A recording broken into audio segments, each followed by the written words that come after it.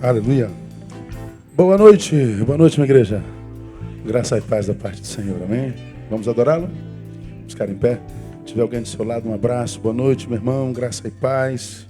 Que o Senhor o ache e abençoe nessa noite em Jesus.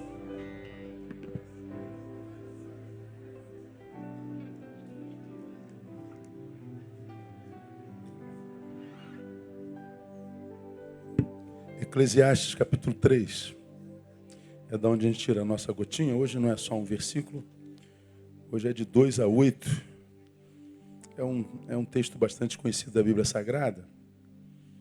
E serviu para as minhas devocionais nesses 3 dias, segunda, terça e quarta.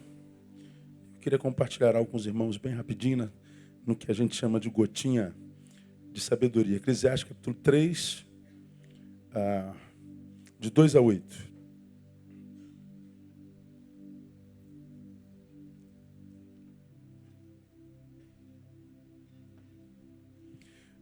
Diz assim: há tempo de nascer e tempo de morrer, tempo de plantar, tempo de arrancar o que se plantou. Leia.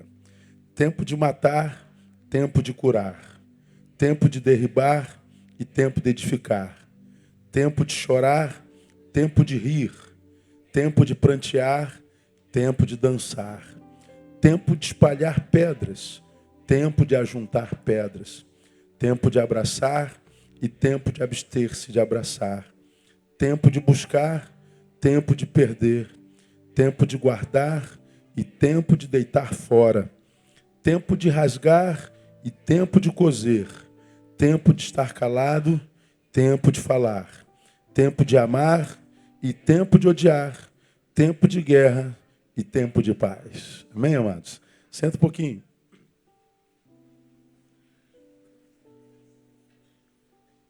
Bíblia Sagrada, por boca de Salomão, na minha concepção, revelando o que é a vida. Isso aqui é a vida.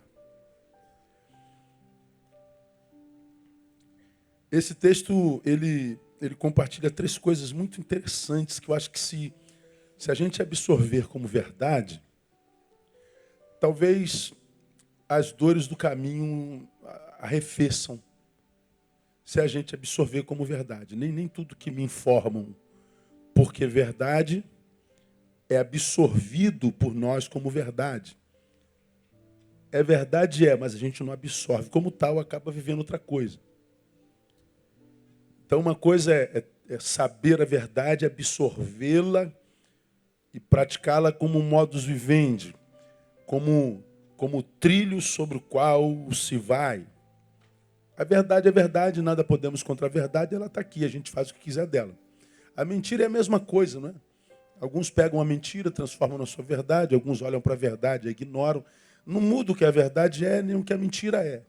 O que é diferente a nossa relação com ambas. A mesma coisa o bem e o mal. O bem é e o mal é. Então, qualquer um de nós é livre para pegar o bem e praticá-lo, qualquer um de nós é livre para pegar o mal e praticá-lo.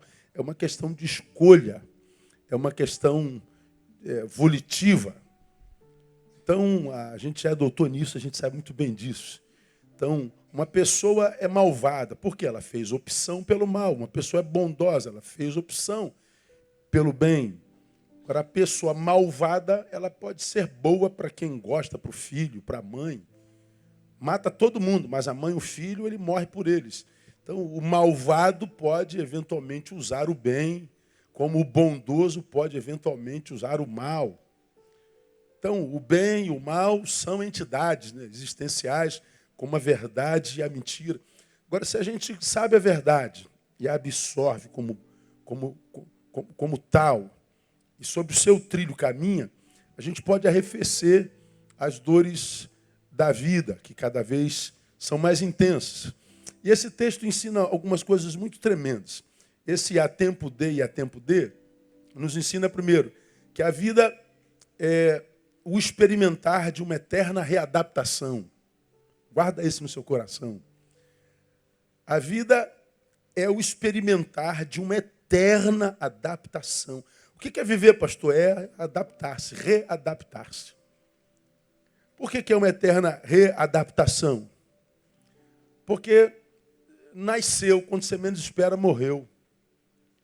Você se adaptou com a vida daquela pessoa, daqui a pouco ela te foge. Você tem que se readaptar. Há tempo de plantar, você plantou, se acostumou com aquilo que nasceu, daqui a pouco você perde aquilo por alguma circunstância na vida e você se vê sem aquilo sobre o que você já estava adaptado. E você tem que se readaptar de novo sem aquilo. Há tempo de matar e de curar, há tempo de derribar e de edificar, há tempo de chorar, de sorrir. Então ele está dizendo, a vida é exatamente isso. Uma hora a gente tem, na outra hora a gente não tem mais. Daqui a pouco a gente tem de novo. E essa sucessão de perdas, porque na minha concepção, readaptar é o mesmo que experimentar perdas. Perdi fulano, perdi essa coisa, perdi essa condição, perdi saúde, perdi seja lá o que for, empobreci nessa área. Então eu tenho que me readaptar, porque a vida segue. Eu posso perder minha mãe, vou chorar feito um louco, eu sei o que é isso. Mas a gente sobrevive sem mãe. Perdi um filho, muita gente já perdeu filho. Deve ser a dor mais intensa que um ser humano pode sentir na vida, é a perda de um filho. Mas mesmo a perda de um filho que empobrece o sujeito, mãe e pai, mais do que qualquer coisa no universo, não impede daquela mãe, aquele pai se readaptar. Difícil, muito, mas ela sempre consegue. Então, a vida é o experimentar de uma eterna adaptação, readaptação. Porque quando você se acostuma, quando você se adapta com aquela coisa, com aquela situação, a vida vem e mostra que é hora de nos readaptarmos. Essa readaptação, que é sinônimo de perda, isso cansa muito. A gente passa por essa eterna readaptação e a gente passa por essa perda e às vezes a gente não sabe lidar com isso. E por que é perda? Porque é perder aquilo no que a gente já havia se adaptado mesmo. Portanto, viver é viver constantes interrupções. Você está vivendo um tempo bom, me adaptei. Pô, cara, estou vivendo um tempo legal. Como eu ouvi hoje de um brodão com quem eu almocei. Eu almocei com ele tem 15 dias atrás. Ele pediu desesperado para falar comigo. Falei, brother, eu tenho horário do almoço, a gente almoçou junto. E naquele almoço, há uns 17 dias atrás, 15, 20, ele disse, cara, eu preciso conversar com alguém, eu estou muito mal. Ele contou lá porque ele estava mal. E ele abriu o coração, vomitou ali comigo e tal. Aí hoje ele escreveu para mim, ontem ele escreveu para mim de novo, falei, tem horário do almoço, vamos? E hoje no almoço ele disse, cara, eu estou felizaço, brother. Deus me deu a graça de essa semana, hoje é quarta, na segunda-feira ele me deu uma palavra, um versículo, ele leu o versículo para mim. Cara, esse versículo fez um milagre na minha vida. Pô, ele estava feliz da vida. E eu falei, como é que é a vida, né, meu brother? Ontem você estava querendo morrer mausaço. Hoje você está querendo viver 200 anos. É assim. Bom, hoje eu estou bem à beça. Daqui a pouco não está mais. Você vai ter que se readaptar de novo. Vai perder essa condição boa na qual está. Viver é isso. Há tempo de, e aí daqui a pouco diz a vida, há tempo de, que é o antagonismo disso, é o oposto disso. Mas por quanto tempo? Isso depende da vida, não é gestão nossa. Então, para quem ainda não aprendeu isso na vida, vai continuar se prostrando à perplexidade quando na necessidade da readaptação chegar. Porque é assim com todo mundo. Duro é admitir isso e absorver como verdade. Não tem jeito, sua mãe vai morrer. Mas, pastor, não fale isso não, São Jesus tem poder, vai. E tomara que morra antes de você. Porque quem nasceu primeiro tem que morrer primeiro. Mas a gente não gosta de pensar. A gente vai envelhecer. Você vai ficar velho, irmã. Vai ter pé de galinha. Vai ter estria mesmo, vai ficar gorda, provavelmente. Vai cair, irmão, você vai brochar. Você está entendendo, irmão? Não, hoje tem Viagra, resolve. Não tem jeito. Esse vigor da vida, isso é tudo passageiro. é uma eterna readaptação. Nós passamos por perdas o tempo inteiro, desde o nascimento até a morte. Há tempo de e há tempo de. Tudo é passageiro. Então guarda isso no seu coração. Portanto, é viver constantes interrupções. Mas isso também não é problema. Por quê? Porque a vida não é só o experimentar de uma eterna readaptação. A vida é também um eterno vir a ser. Por que é um eterno vir a ser? Porque se de um lado sofremos porque perdemos o conforto daquela adaptação, devemos nos alegrar, por quê? Porque uma nova adaptação é o nosso futuro.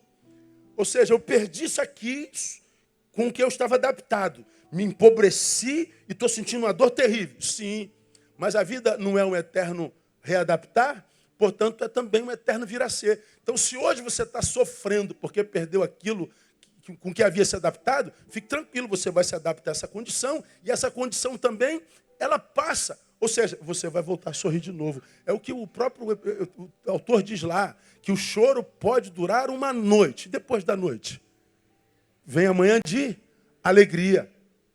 Depois da tempestade, vem a bonança. É assim, é readaptação constante. Viver é isso. É entender que de um lado eu perdi. Então eu devo perder com dignidade, porque eu sei que eu vou me readaptar.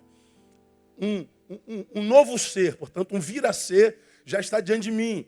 Ou seja, se a alegria não é perene, a angústia também não. Se a vitória não é eterna, a derrota também não. Então, vamos imaginar que você esteja aqui, nesse exato momento histórico, celebrando o melhor momento da sua carreira existencial. Legal, celebre sem soberba. Porque amanhã você pode não ter mais nada disso. Mas vamos imaginar que você esteja aqui vivendo o teu pior momento histórico.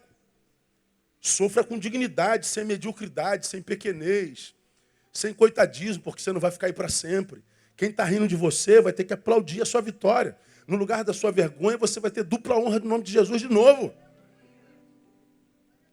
Então, se a vida é o experimentar uma eterna readaptação, se a vida é também um eterno vir a ser, o que é uma vida feliz, então, irmão?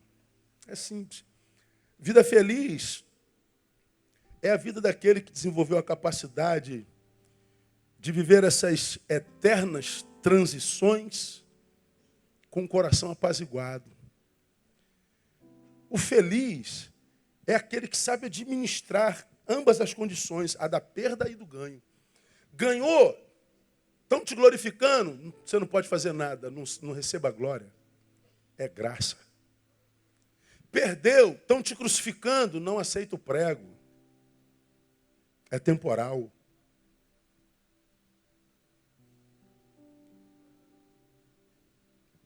Peça a Deus maturidade para passar por essa vida inconstante. Essa vida que num dia a gente quer viver 200 anos, no outro dia a gente quer morrer. Nessa vida que há um tempo em que tudo que a gente faz dá certo, tudo bomba. E há uma outra fase que é só deserto. Aquele tempo que você atrai gente boa, beça, que te reconstrói, te bota para cima. Mas chega uma fase que você só atrai jararaca, que você só atrai gente tóxica. Quem é o feliz? É o que não passa pelas perdas do adaptado? Não, todo mundo passa. Quem é o feliz? É o que abrevia o vir a ser? Não. Tudo sucede igualmente a todos. Está aí no capítulo 3 mesmo. Quem é o feliz? É quem absorveu isso como verdade e diz, meu Deus, estou passando nessa fase maravilhosa, louvado seja o teu nome, Deus. Eu vou celebrar com toda alegria, mas lembrando que a glória pertence a ti. E eu não vou permitir que essa prosperidade toda me roube daquele que me deu. Não vou permitir que esse sucesso todo me faça roubar a tua glória. Eu vou permanecer quem sou, simples. Mas se a calamidade chegar, se prostre reverentemente, diz Deus, houve tempo de plantar, agora estou tendo que colher, estou sendo colhido, mas eu vou continuar adorando o teu nome, vou continuar celebrando o teu nome, como fez Jó. O Senhor o deu. Ah, foi ele que me deu aqueles 10 filhos. Foi ele que me deu aquela riqueza toda. Foi ele que me deu aquela colheita toda. Foi ele que me deu aqueles empregados todos. Foi ele que me deu o renome no planeta. Mas foi ele que permitiu que os meus 10 filhos morressem, que eu perdesse todo o meu gado, que a minha casa caísse em cima dos meus filhos, que a minha saúde fosse embora e eu ficasse ferida, purulenta, todo. O Senhor o deu, o Senhor o tomou. Conclua para mim. Bendito seja o nome do Senhor. Aí a Bíblia diz que no final Deus virou o cativeiro de Jó. Deus o restituiu quadruplicadamente. O que eu não aceitaria, se é que eu não devo aceitar alguma coisa, é aquele alguém que só vive em perda. E há muita gente assim, não é? Que não dá certo nunca. Aí talvez você seja um desses e esteja perguntando, por que não dou certo nunca, pastor? Porque você é ingrato. Nunca é muito tempo. Dá uma olhadinha, vê se não teve uma fase boa, nem que fosse na tua infância, na tua juventude. Veja se você não teve tempo de ter estudado um pouquinho mais, de ter trabalhado um pouquinho mais. Veja se um novo momento na sua vida que você poderia ter sido um melhor discípulo, aprendido um pouquinho mais, ao invés de ficar apontando o erro dos outros, se rebelando contra teus professores, teus líderes, teus pais, teus pastores. Foi problema onde você passou. Você está no ministério hoje velho, continua sendo o problema do ministério. Você estava na faculdade, era o problema da turma. Você está no escritório, é o problemático do escritório. Você está no time, é o problemático do time. Veja se você não é uma mala. Então, se você for um mala que se enxergue, de repente haja esperança. Porque quase todas as pessoas com as quais eu tenho me encontrado, cuja derrota é crônica, é gente que ainda não aprendeu nem com a dor. Vive uma sucessão de interrupções, mas que foram interrupções de um processo sobre o qual ele não havia nem se adaptado ainda. A gente pode pegar aí um exemplo de relacionamentos. Você já está na 10ª mulher na vida. Você já está no 10º homem da vida. 10 homens e 10 mulheres não prestam em você, é bom. Você não acha que seja possível que o problema esteja em você? Você já passou por 15 empregos, nenhum deles prestou. E nos 15 empregos tinha gente lá trabalhando há 20 anos.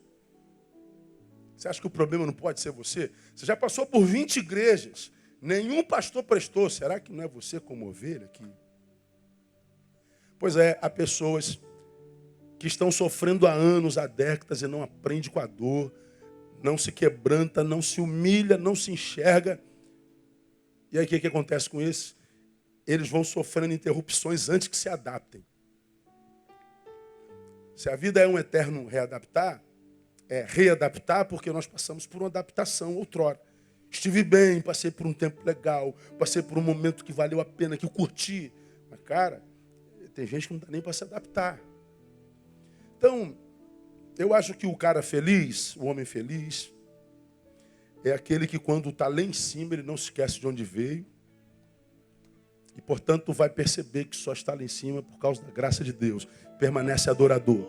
E qual é o bom disso? Deus procura adoradores. Então, Deus acha adorador no vale e Deus acha adoradores no monte. Glória a Deus. Se você que esteve no vale, chegou no monte e continua adorador, Deus continua te achando, te abençoando. Se tu despencar no vale de novo, não tem problema, você já está achado. Teu processo de readaptação vai ser rápido. Agora, tu está no vale, não aprende, e fica resmungando que Deus não te coloca no monte. Meu filho, se você não consegue se quebrantar no vale, no monte, você está maluco, você vai virar um carrasco. Então, guarde isso, minha ovelha, você que ainda tem ouvidos. A vida é um eterno readaptar. Há tempo de plantar, de colher, de perder, de ganhar, de nascer, de morrer, de ajuntar pedra, de derribar, de abraçar e de deixar de abraçar, de amar e de odiar. Então é uma eterna readaptação. E essa readaptação cansa. Por isso que quase todos nós, como seres humanos, nos vemos muitas vezes cansados da vida, porque a gente tem que se readaptar o tempo inteiro. Agora, se você se readapta, num momento frágil, você olha para frente, não tem problema. Tem um vir-a-ser me esperando, que é o oposto do que eu estou vivendo. Então, vou celebrar com alegria. E vou buscar amadurecer para viver essa transição eterna com maturidade. Porque é essa maturidade que me capacita para viver as transições, vale, monte, que me faz uma pessoa feliz. Sou feliz no vale, sou feliz no monte.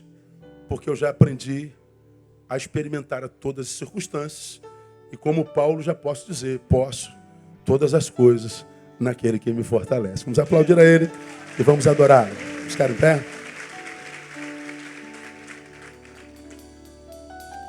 Uma frase de louvor a Deus, se houver louvor no teu coração. Uma frase de gratidão a Ele por sua palavra, pela vida que tu tem.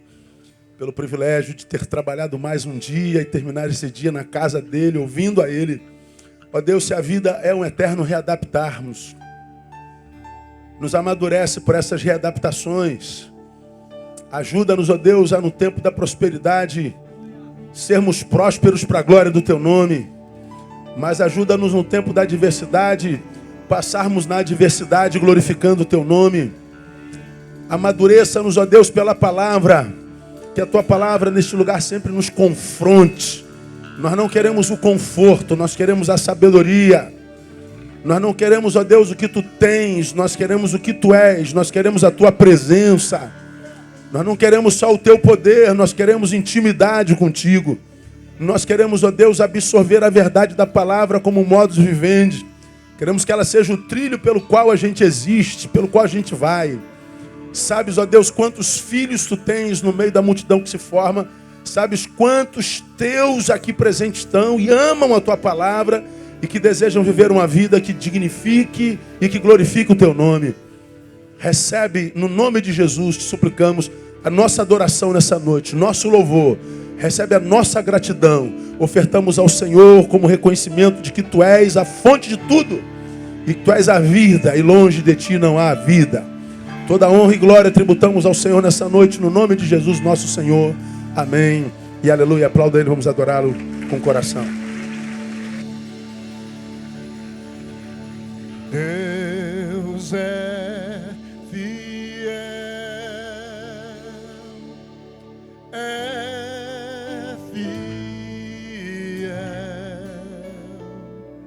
acima de todas as coisas eu sei que meu Deus é fiel. Deus é fiel,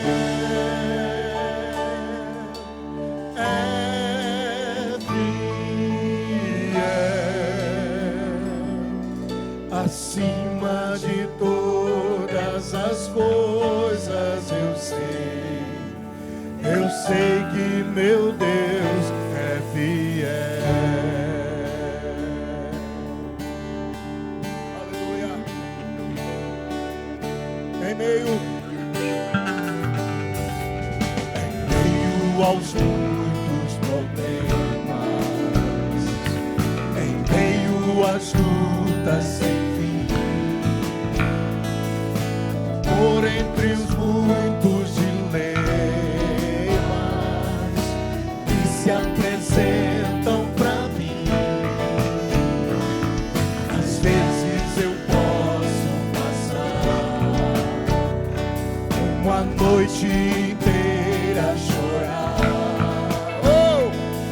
mas sei que meu Deus sofre pela manhã, para novamente o sol brilhar.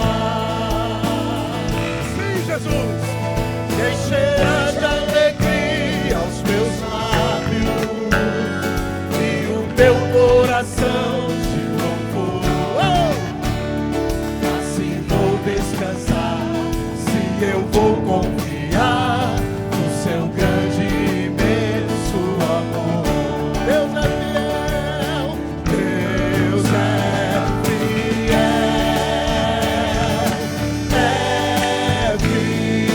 fiel,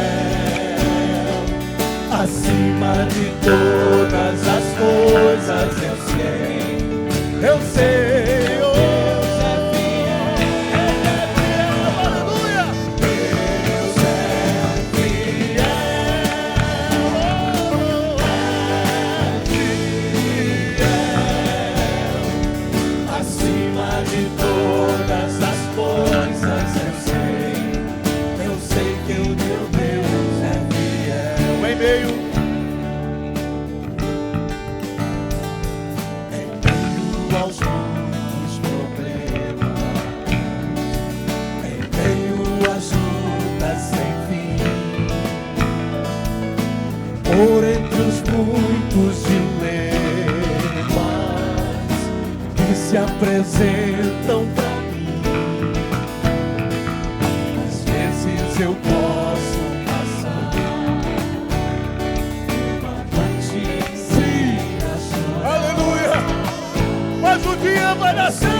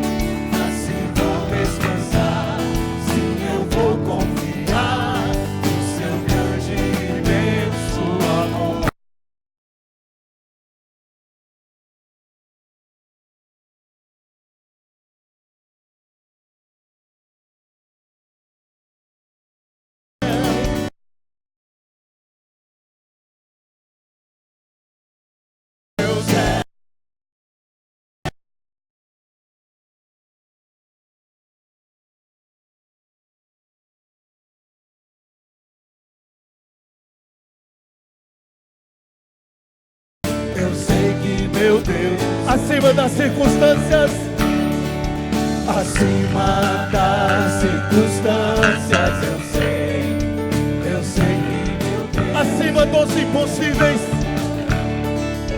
acima dos impossíveis, eu sei que, meu Deus, acima da morte e da vida, acima da morte e da vida, eu sei que meu Deus é fiel. Aleluia! Oh, glória a Deus! Aleluia! Então voe nas asas do seu amor. Aleluia! Oh, Ele é fiel. Voe nas asas do amor de Jesus. Aleluia!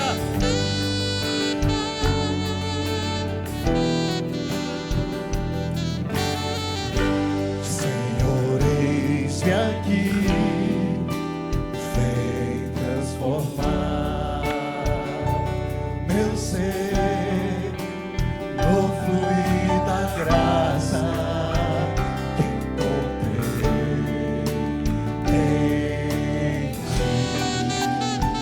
Aleluia, descanse em Deus. Oh, Senhor, descobri que as fraquezas que há em mim podem ser vencidas no poder do teu amor.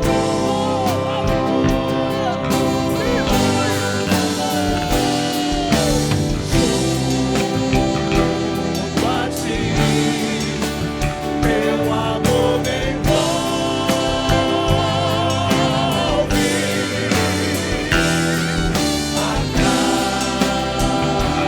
Atrai-me pra o teu lado espero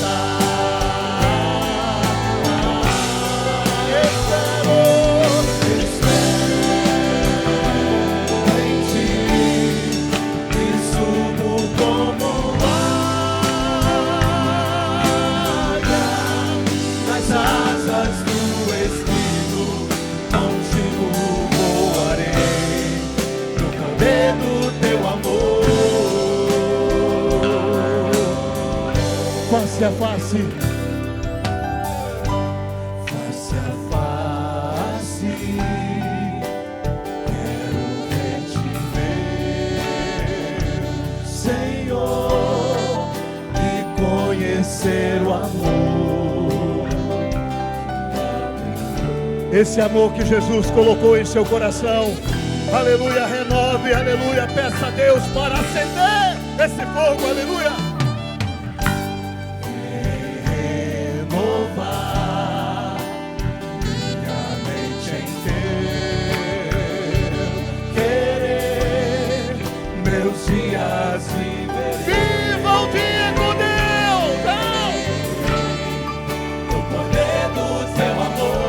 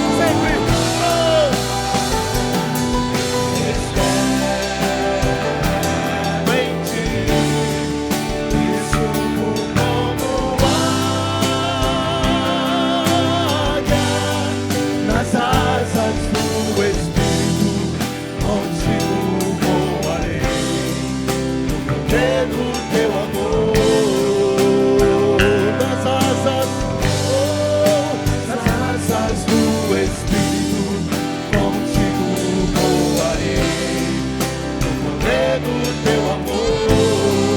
Nas asas, oh, nas asas do Espírito, contigo voarei, no poder do teu amor. Oh, aleluia! Glória a Deus. Sim, Jesus. É em tuas asas, Senhor, que estamos descansando. É no teu amor que andamos, Deus. Dia a dia, cada dia, vivendo o dia que tu nos entregou. Oh, Pai, nos ajuda, Deus, a realmente renovar a nossa mente, o nosso coração pelo teu querer. E que nós possamos andar, Deus, segundo a tua vontade, segundo, Senhor, o teu raiar, segundo a tua alegria, segundo o teu sol, segundo o teu brilho, segundo a tua luz. Ensina-nos, Senhor, a confiar nesse amor que vence todo medo. Oh, Pai, ensina-nos a ser, seu Deus, aleluia, totalmente dependente de Ti. Oh, Deus, como uma criança, para que possamos ser, Senhor, realmente cidadãos do reino, o teu reino. Por isso, Senhor, nós te agradecemos e louvamos mais uma vez com as nossas palmas. Ó Deus, agradecendo por tudo que nos concedeste, por esse dia, por essa noite maravilhosa, em nome de Jesus. Amém. Aleluia. Aleluia. Vamos assentar, amados. Louvado seja o nome do Senhor. O irmão Leandro vai louvar o Senhor com uma canção. Enquanto ele se prepara aqui, algumas informações do nosso boletim para você que é auditório de quarta-feira. Nem todos vêm domingo, uns vêm domingo, outros vêm à noite, outros vêm quarta-feira. Começar por você que é membro de outra igreja, deseja congregar da nossa e já orou ao Senhor por isso, já perguntou se é vontade dele. Nossa igreja recebe novos membros 3 vezes ao ano, março, julho e dezembro e novembro. Então esse mês é mês de recepção de novos membros. Se você já orou, Deus já deu a direção, o mais importante você já fez. Agora você precisa fazer uma outra coisa, participar de uma reunião que eu faço com todos os transferentes. Essas reuniões acontecerão na próxima semana, dia 24, terça-feira, às 19h30, e a outra dia 26, quinta-feira, às 9 da manhã. É a mesma reunião, horários diferentes. Você precisa estar numa ou outra. Quem não pode de manhã vem à noite, quem não pode à noite vem de manhã. Tá certo? Pastor, eu não posso porque trabalho de manhã e estudo à noite. Como é que eu faço? Quero ser membro. Não tem jeito. Ou falta o trabalho ou falta a faculdade. Não pode faltar a reunião, caso queira ser membro. Não tem jeito de se tornar membro de outra forma. Todos têm que passar pela reunião. Então, não posso nessa semana. Então, deixa para novembro. Em novembro, você vem. E lembrando que essa reunião dura em torno de 4 horas. Quem vem 7h30, 8h30, 9h30, 10h30, 11h30. Avisa lá o marido, o pai, a mãe, que termina 11h30 da noite, tá certo? Quem vem às 9, 10, 11, 12, 13 horas é o horário que termina a reunião. Coloca na sua agenda a jornada filosófica desse mês, dia 27, eu acho que vale muito a pena, racismo científico. O racismo é algo entranhado no sangue, na pele do brasileiro, alguns não admitem, e nós vamos falar sobre um racismo que é científico, é uma coisa planejada, não é? E aí vamos ter uma reflexão sobre eugenia e biopoder. A jornada filosófica é uma jornada filosófica, não é culto de celebração, não tem adoração, não tem nada. A gente pensa sobre um tema da sociedade que está em voga, que é matéria de reflexão nas universidades, pulula pelo inconsciente de gente que pensa, que tem opinião, e a gente então traz para um contexto bíblico que a gente vê como que a gente pode conversar isso à luz da palavra. Quem vai estar com a gente é o doutor Rodrigo Amaral, que não é crente, isso é uma tese de doutorado dele, ele é doutor em História pelo FRJ e é o diretor da Universidade Cândido Mendes, campus Santa Cruz. Convidamos, parece que ele ficou bastante feliz, né, pastor Zé, de estar conosco assim, ele está ansioso para estar aqui, e você é convidado, você que gosta de pensar, gosta de refletir, é convidado a estar conosco. O que mais? Resenha Jovem, dia 21, eu acho que a gente está antecipando isso aqui porque eu julgo de vital importância. O cristão e a universidade, dia 21 é sábado que vem. A universidade tem engolido os cristãos, e os cristãos que não têm base teológica boa, não têm uma formação existencial e cristã boa, têm sido engolido pela cultura a esquerdista da universidade, e chega a dar pena do que os cristãos passam na universidade hoje, e a apostasia debandada chega a ser assustadora. Como nossos crentes têm ido para a faculdade sem preparo algum para suportar os antagonismos que lá estão acontecendo. Então a gente vai conversar sobre isso. É um projeto da juventude, o Cristão Universidade, com o Fernando Bispo e Giovana, são marido e mulher que tem um trabalho específico com universitários. Então eles têm experiência nessa matéria, têm dados, têm informação. Eu acho que todo jovem devia vir, todo adolescente que pretende entrar na universidade, adolescente que não pretende entrar na universidade, está errado. Todos os adolescentes deveriam pensar em entrar na universidade. Eu acho que todos os adolescentes deviam estar presentes, e os que estão em universidade ou pretendem entrar também deveriam estar presentes, porque para mim é de vital importância. Tá bom? Outras atividades aí no seu boletim, tem um monte de atividades, e destaco a última: as inscrições para a nossa escola de missões continuam abertas. A nossa escola de missões ela tem um diferencial das outras escolas, porque não são só aulas teóricas, mas aulas práticas. Você vai subir comunidades carentes, você vai para Lixão de Gramado, se você tiver condição financeira, vai fazer viagem internacional, você vai trabalhar com população em situação de rua, você vai trabalhar com população em vulnerabilidade em todos os sentidos, você vai ouvir o que ouvirá na sala de aula e vai para a prática na rua. Então, é absolutamente edificante. Eu acho que vale muito a pena você se inscrever. Entra lá no site da igreja ou liga para a secretaria, faça sua inscrição, porque tem formado alunos assim muito capacitados. É isso. Vamos louvar. Boa noite a todos. Amém. Que bom. Hoje pela manhã, meu pai, conversando com ele me deu notícia que a gente perdeu um amigo, aqueles que te pegam no colo. Aí deve ter, acho que teve um aneurisma cerebral, alguma coisa assim. E veio uma notícia como uma bomba, até complementando a gotinhas de sabedoria, né? A gente tem que aprender a perder. Mas, ao mesmo tempo, hoje de manhã também, eu agradeci a Deus pela vida de uma amiga que está fazendo aniversário hoje. E aí tem aquela coisa, né? Meu Deus, uma notícia ruim, uma notícia feliz também. Daqui a pouco eu vou estar com essa amiga. E essa amiga falou sobre essa música comigo. Ela falou assim: Leandro, a gente... É difícil, às vezes, descansar no Senhor, né? Mas é possível. Então, que nós possamos, a cada dia, aprender a descansar no Senhor, sabendo que Ele sempre tem cuidado de nós, em todo o tempo. Que Deus abençoe vocês. Me ajuda a cantar aí.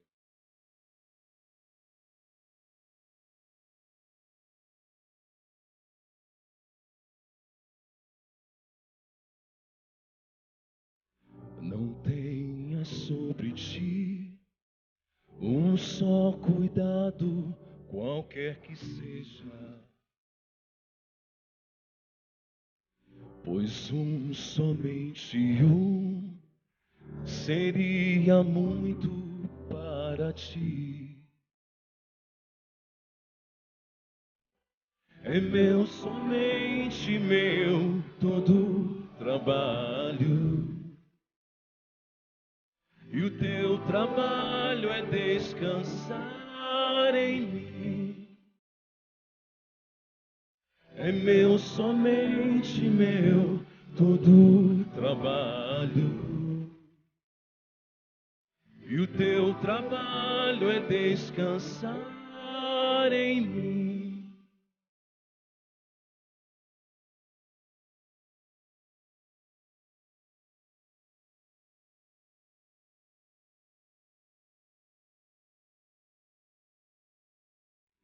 Não temas quando, enfim, tiveres que tomar decisão.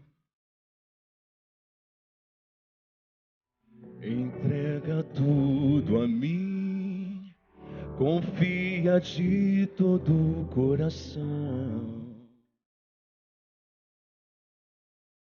É meu, somente meu, todo o trabalho.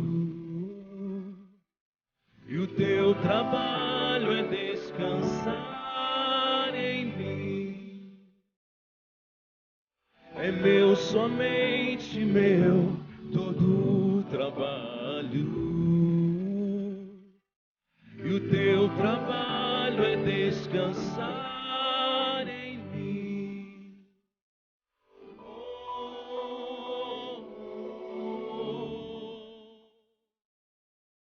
É descansar em mim.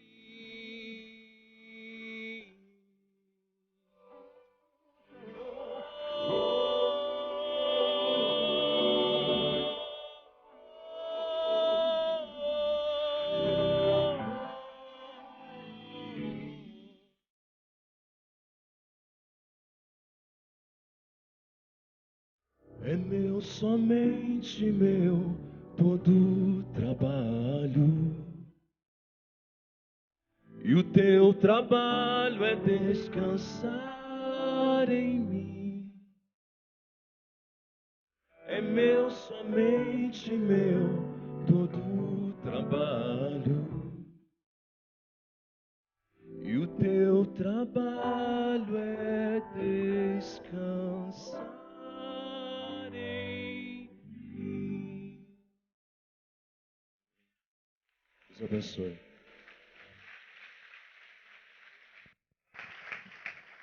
Que trabalho abençoado é esse, né? Difícil é trabalhar. Mas algumas coisas na Bíblia, né, que a gente...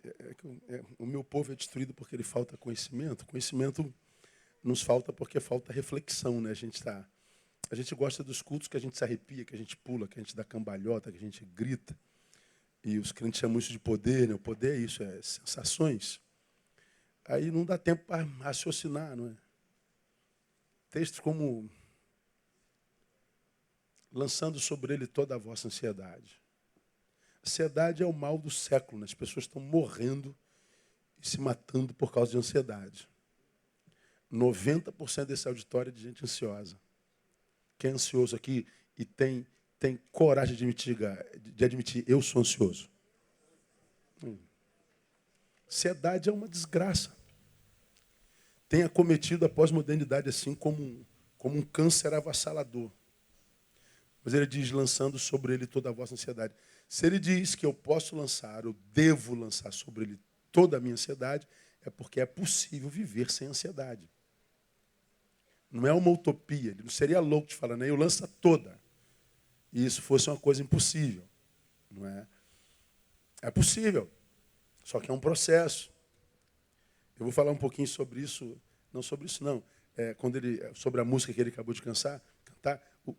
É meu, somente meu, todo trabalho. Desde a antiguidade não se viu nem se ouviu um Deus semelhante a ti, que trabalha em favor daqueles que por ti esperam. Todas as religiões do mundo, as pessoas estão fazendo um trabalho para que o seu Deus se mova. Estão fazendo um trabalho para o Deus dele. Para que Deus haja. Na nossa religião é Deus que faz um trabalho para nós. O nosso trabalho é descansar. Descansar só é possível se eu me libertar da ansiedade. Só que a libertação da ansiedade é um processo. É um degrau atrás do outro. Aí, quando a gente vence a ansiedade, a gente dorme, descansa nele. Se não tiver nele, não há descanso não dorme mesmo não. Aí vem o salmista e diz, vou falar sobre isso hoje. Eu me deito e durmo, acordo, porque o Senhor me sustém. Vou falar sobre isso hoje, na nossa evolução da nossa série de sermões. Então, o Evangelho é a racionalização do reino, é o modus vivendi. Não tem a ver com sensações. Eu também gosto de sentir o poder de Deus, eu gosto da unçãozona, eu gosto do fogo. Mas não dá para andar no fogo o tempo todo, não. Não dá para andar arrepiado, não tem jeito. Agora, que eu preciso de sabedoria o tempo inteiro para não acabar com a minha vida, para não estragar o projeto de Deus para a minha vida, que eu preciso de sabedoria para controlar meus instintos, minhas vontades, minhas iras. Essa sabedoria eu preciso o tempo inteiro. E a Bíblia está lá, né? Se algum de vós tem falta de sabedoria, faça o quê? Peça. Então, se a gente, ao invés de pedir a bênção que precisa, pedisse a Deus sabedoria para conquistá-la, de repente a coisa rolaria um pouquinho melhor. Agora a gente só quer o bagulho, né? A gente só quer a parada. Só quer o bagulhozinho. Tá lá no cantinho. Eu quero aquilo lá, Deus. Pô, Deus, vai lá e pega, filho. Mas é muito trabalho. Pois é, pede a Deus sabedoria para chegar até lá. Porque a Bíblia diz que Ele já nos abençoou com todas as bênçãos nas regiões celestiais. O que você precisa e pede a Deus, Ele já despachou do céu. O Sedex já foi enviado, irmão. O problema é que o correio chega, não está em casa. Ele está preocupado em alguma coisa, está fazendo outra coisa, está correndo para lá e para cá, ansioso. Você só precisa estar em casa. Está aí. Está aí dentro. Deus, eu estou todo aqui, Deus. Aí você vai ver que o Sedex chega no nome de Jesus. O teu Sedex está chegando no nome de Jesus. Diga para o meu celular, teu Sedex está chegando, irmão. Está chegando. Aplauda ele aí bem forte. Louvado seja o seu nome.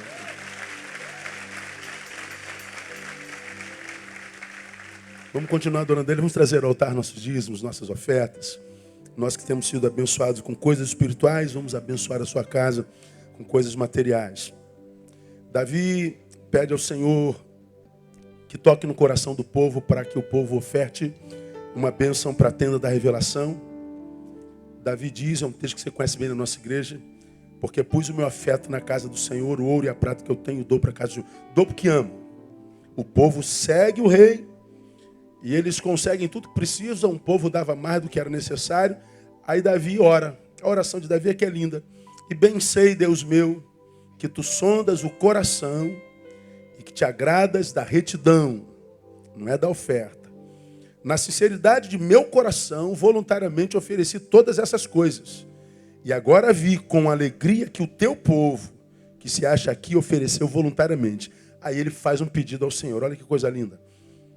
Ó Senhor, Deus de nossos pais, Abraão, Isaque e Israel, conserva para sempre no coração do teu povo estas disposições e estes pensamentos. E encaminha o seu coração para ti. Veja, Davi vê o povo trazendo as ofertas e ele não pede a Deus para que dê mais coisas ao povo para trazer. Não, ele diz, Deus, conserva no coração do teu povo essas disposições.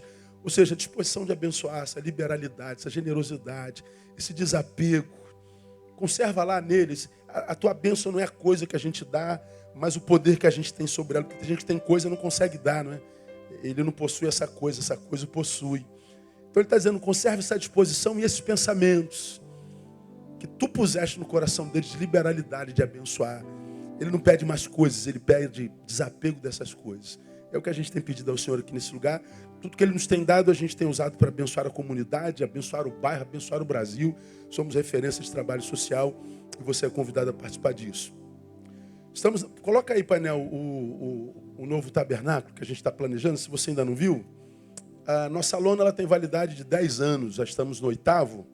Daqui a 2 anos a gente vai ter que trocar a lona e é inevitável que isso aconteça. E nós descobrimos uma empresa que coloca um telhado em cima dessa mesma estrutura. E nós vamos colocar esse telhado, vai ficar mais ou menos assim, ó, é mais ou menos isso aí, é uma predisposição, deixa sair.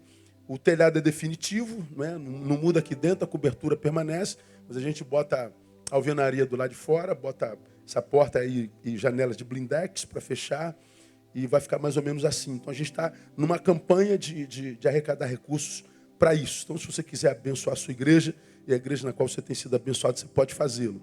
A pedido de muitos irmãos vêm à nossa igreja, pastores, o senhor faz ofertório, mas a gente não anda com dinheiro, não anda com cheque. Então, a pedido de muitos irmãos, você vai poder ofertar a partir de hoje através da maquininha. Isso me incomoda um pouco, mas são as facilidades da modernidade, porque ninguém anda com dinheiro, não é? Eu sofri uma tentativa de assalto essa semana de novo, mas mais uma vez Deus me livrou desse assalto. Essa semana foi punk, eu estava indo para casa no domingo, chegando pertinho de casa, no cruzamento, 2 carros de polícia entram na minha frente, todo mundo desce, apontando a escopeta para mim, desce, com um holofote na minha cara, rapaz. Eu falei, tu mesmo, desce. Aí eu, calma aí, brother. Opa, abri a porta, André no carro de trás, no carro da minha filha, e aí, no chão. Não, no chão não vou não, cara. Eu sou pastor, estou vindo da igreja, vocês pegaram o cara errado. Aí abre o carro, mandaram abrir o carro. Recebemos um chamado que tinha um Jeep roubado e estava levando um sequestrado dono. seja, teoricamente o sequestrador era eu. Eu falei, não sou não, filho meu, tô bem. Aí quando eles viram, aí chegou dois policiais numa moto, o pastor aí, me conheceram de novo, que bom. Aí eu não precisei deitar no chão, desculpa aí, pastor, não, tudo bem, Deus abençoe vocês. Louvei a Deus pela vida da Polícia Militar do Rio de Janeiro, que apanha tanto do povo que ela protege, e eu queria ver esse povo sem polícia. Queria ver o Rio de Janeiro sem polícia, como é que ia ser isso aqui. Ia ser um inferno inabitável. Então abençoo cada policial da nossa igreja, cada policial que tem mantido essa última linha de proteção dessa cidade desgovernada, que nem crente no governo dá jeito, né? Então, que Deus abençoe os policiais. Quem tem entendimento, entenda. Né? Então, só Deus tem a misericórdia de nós. Então, se você quiser fazer a sua doação através da máquina, você vai fazer do lado de fora. Temos alguém aqui atrás, ó, na altura dessa porta, do lado de fora com a máquina. Temos alguém aqui do lado de lá com a máquina, alguém lá no fundo com a máquina. Se você quiser fazer a doação, faça isso, que Deus te abençoe. Vamos louvar enquanto ofertamos.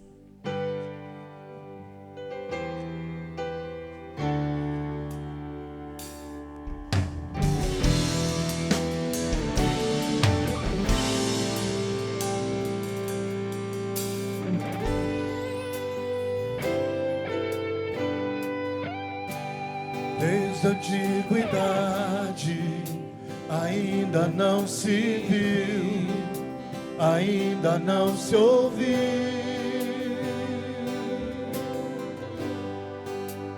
Desde a antiguidade ainda não se viu, ainda não se ouviu.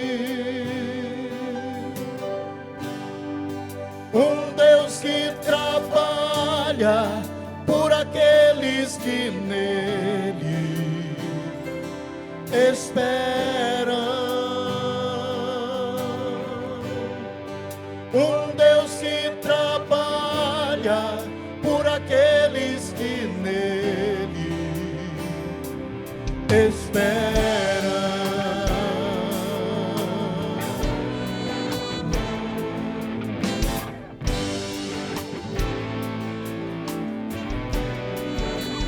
Desde a antiguidade ainda não se viu, ainda não se ouviu.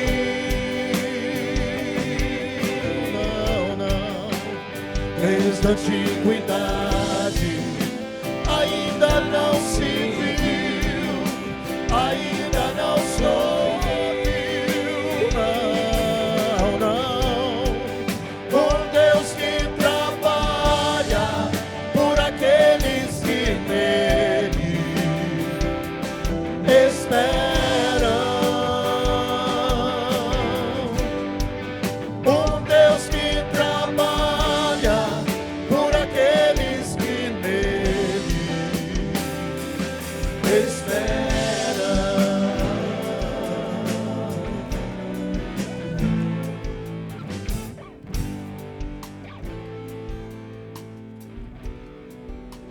Vamos orar, curva a sua cabeça.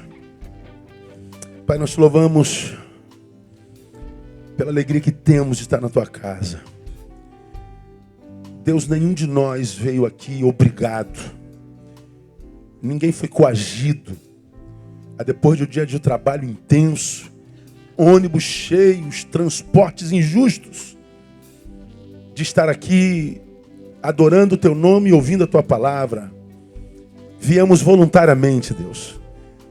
Todos aqui presentes, essas milhares de pessoas, podiam estar em casa, diante de uma televisão, no conforto da sua sala, quem sabe com a pipoca do lado, ouvindo a mesma coisa que aqui vai ser ministrado. Mas eles não abriram mão da comunhão.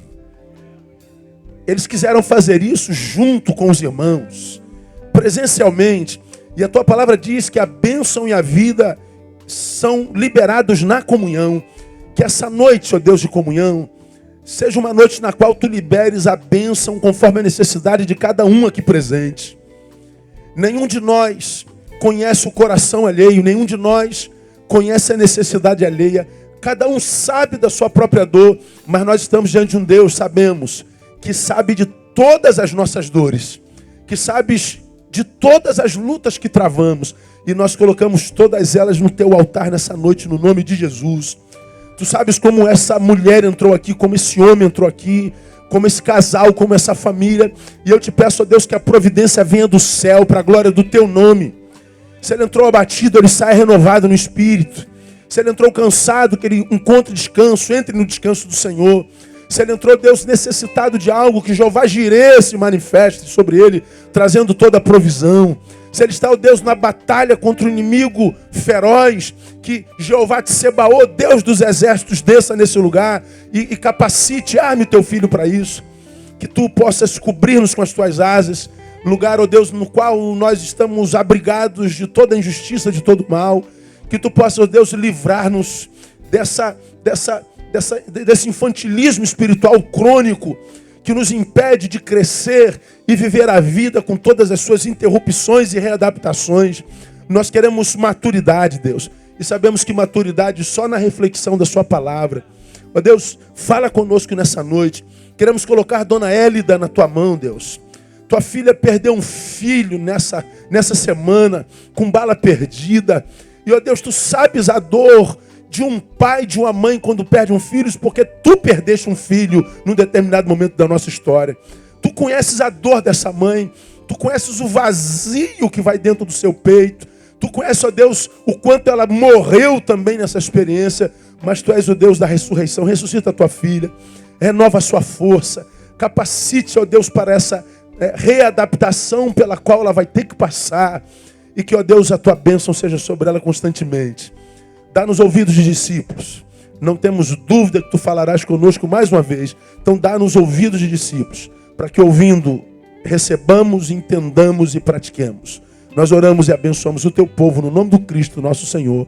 Amém e aleluia. Mais uma vez aplauda ele. Honra e glória sejam dadas ao seu nome. Vamos a Atos capítulo 12. Para quem vem a primeira vez, nós estamos numa série de sermões desde o início de fevereiro. Escuta espiritual, baseado no livro de Hebreus. Estudamos de 1 a 12 Hebreus e entendemos o contexto do texto, do livro. E depois de tudo que nós entendemos de 1 a 12, entendemos que a prática dele está no versículo 13, que para mim é a descrição do que seja o Evangelho. O Evangelho é vida praticada. E a gente está conversando sobre essas nuances do Evangelho. E nós chegamos, vamos a Hebreus primeiro, chegamos a quase o final, é o penúltimo versículo que a gente vai estudar. Provavelmente a gente termina na última quarta-feira de julho, ou mais umas duasinhas de agosto. A gente está em Hebreus 13. A gente está no verso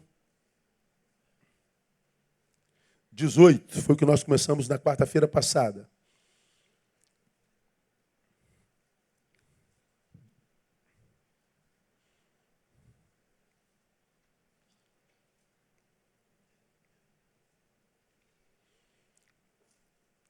Então nós já aprendemos que Evangelho é amor fraternal, o Evangelho é hospitalidade, que é amor ao estranho. Já aprendemos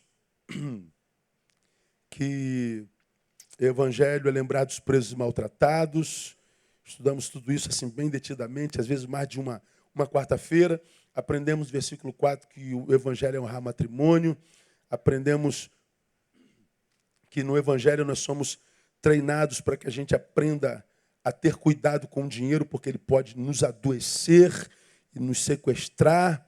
Aprendemos mais no Evangelho, nos versículos 7 e 17, como devemos tratar nossos guias espirituais. Não existe evangélico sem líder. Quem é líder de si mesmo não pode dizer que é evangelho. A igreja pressupõe liderança e liderados também. Não é? O que não se tem é abuso de poder. No Evangelho, Jesus Cristo está no versículo 8, e ele é Deus, ele é Senhor, ele é Messias, e ele é imutável. Há um Jesus do Evangelho e há um Jesus dos evangélicos. Nós falamos sobre a diferença dos dois. Nós avançamos e fomos ao versículo 9. Falamos que no Evangelho, reflexão prescinde sensação. Não vos deixeis levar por doutrina várias e estranhas. Doutrina são muitas, mas são estranhas. Bom é que o coração se fortifique com graça, não com alimentos que trouxeram proveito algum com aqueles que se preocuparam. Então ele fala que para a gente suportar, sobreviver a doutrinas várias e estranhas, precisa de reflexão. Falamos sobre isso detidamente. Avançamos um pouquinho mais, sempre um resumo resumido para quem nunca pegou esse estudo. Nós aprendemos versículo 14, que a presença e relação do cristão no mundo, com o mundo, é de transitoriedade, porque não temos aqui cidade permanente, buscamos a vindoura. Nós estamos de passagem. Então, falamos sobre isso assim, bem detidamente. Você deveria ouvir essa palavra. Fomos ao 15, por ele, pois, ofereçamos sempre a Deus sacrifício de louvor, isto é, o fruto dos lábios que confessam o seu nome. O sacrifício no Evangelho deve ser somente do que Deus pede. O que ele pede é louvor, e louvor não é música, tem pouco a ver com música. Depois ouve lá essa palavra. Aí fomos ao 18, onde nós começamos a quarta-feira passada, orai por nós. Ou seja, no Evangelho, oração é fundamental. Não existe evangelho sem oração. Evangélico que se diz evangélico que não ora, não é evangélico. Você não nasceu de novo, você mudou de religião, você trocou a roupagem, mudou o lugar de culto, mas a essência continua a mesma. Aí na quarta-feira passada, nós falamos sobre o que é oração a partir de Atos capítulo 12. Agora sim nós vamos a Atos capítulo 12 para situar o que a gente falou na semana passada e a gente vai falar também a partir de agora. Atos capítulo 12, nós falamos da experiência de Pedro na prisão.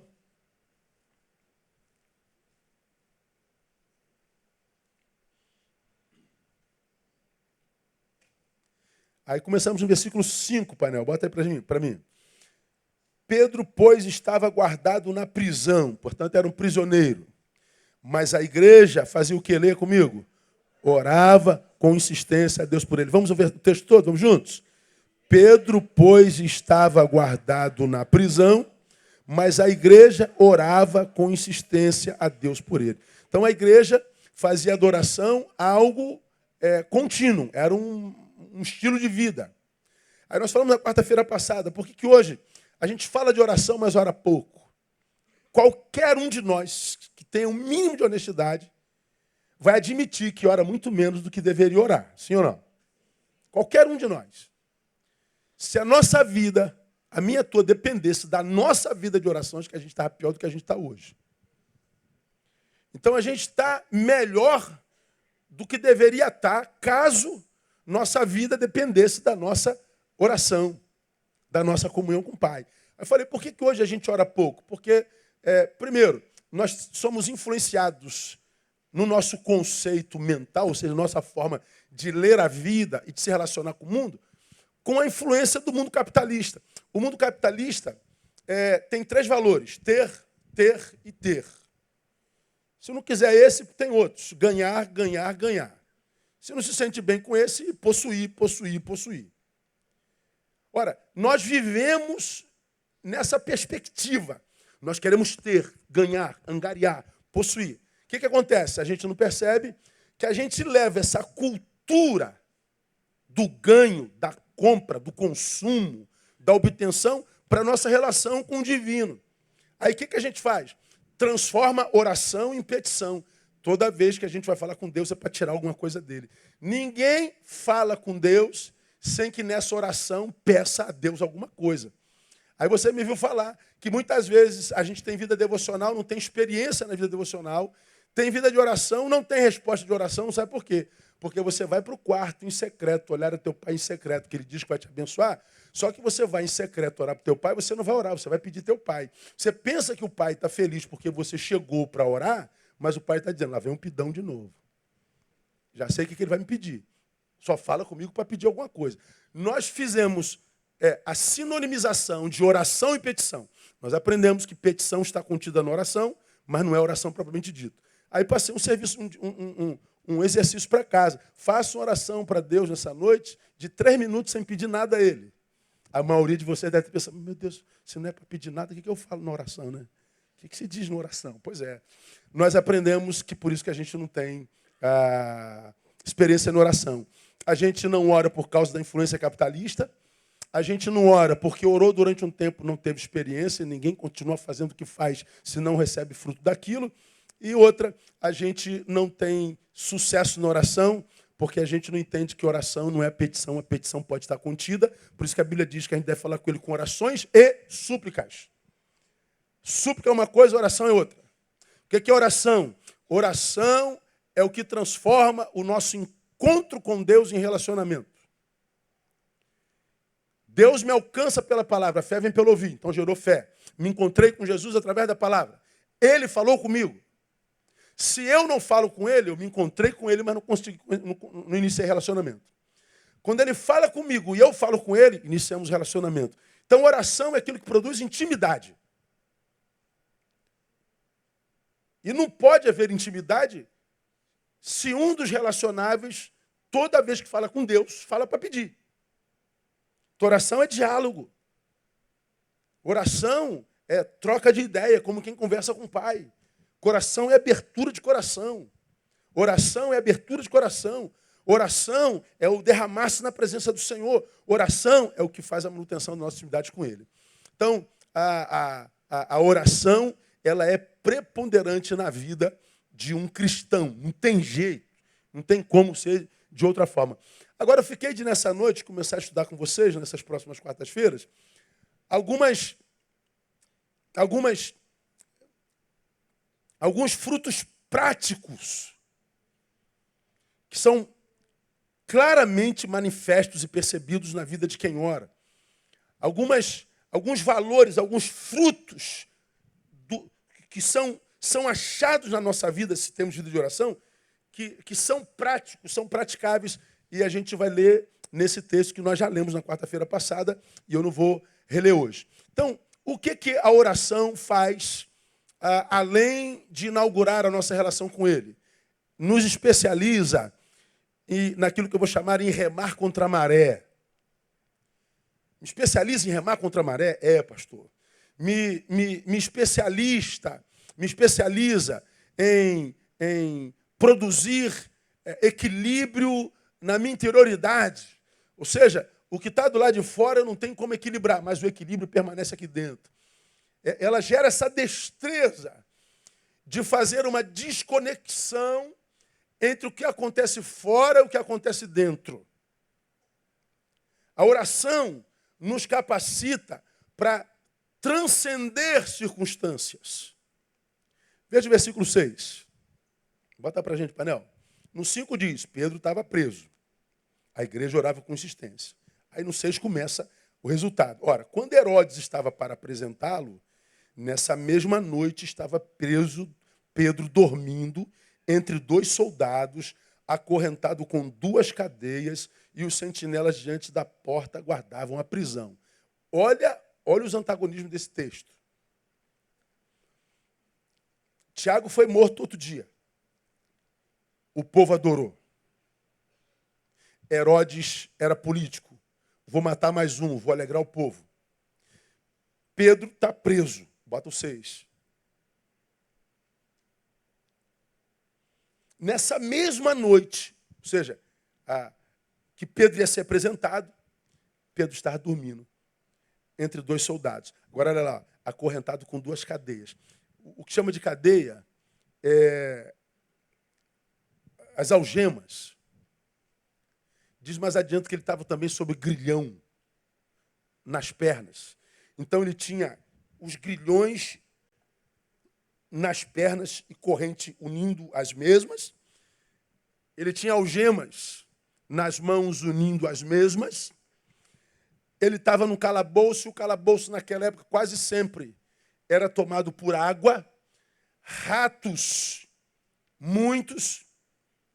Pedro estava com ferro na mão, Pedro estava com ferro nos pés, Pedro estava preso, privado da liberdade, Pedro não tinha cama e colchão confortável, mas no meio dessa calamidade, Pedro estava fazendo o quê? Me digam vocês. Dormindo. Dá para dormir assim, gente? Mas o texto está dizendo que Pedro estava dormindo. Cara, como isso me conforta. Você não tem... Sabe aqueles dias que a gente perde sono? Já perdeu sono alguma vez?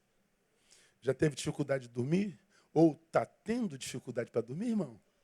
Está ruim de dormir hoje, não está? Todos nós já passamos por problemas que nos tiraram o sono. E há gente que não dorme bem em tempo algum na existência.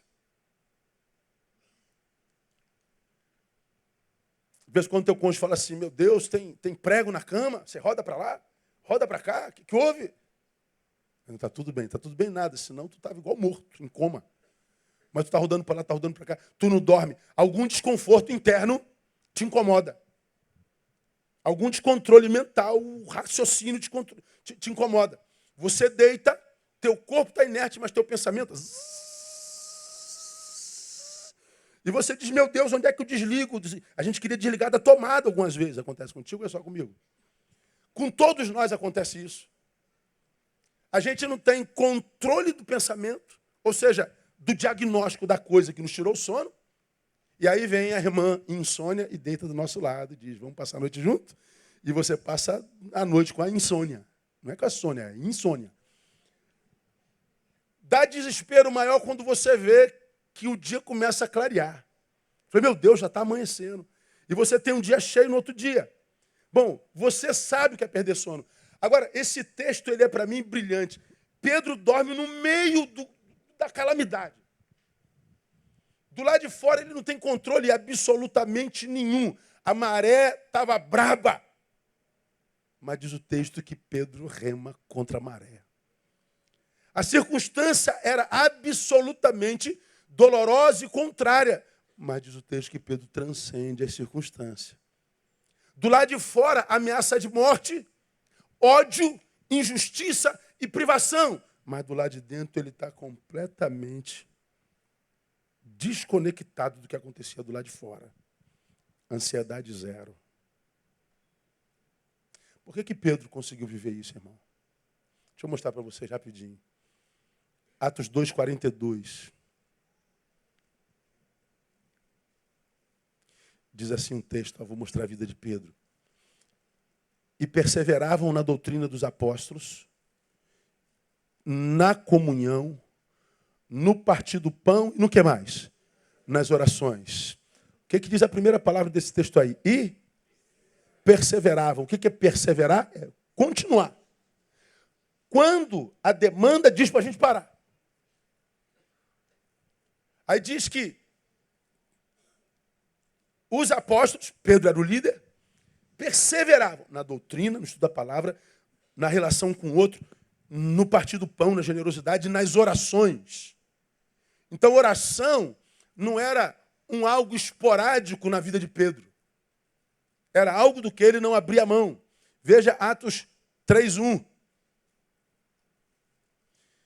Pedro e João subiam ao templo.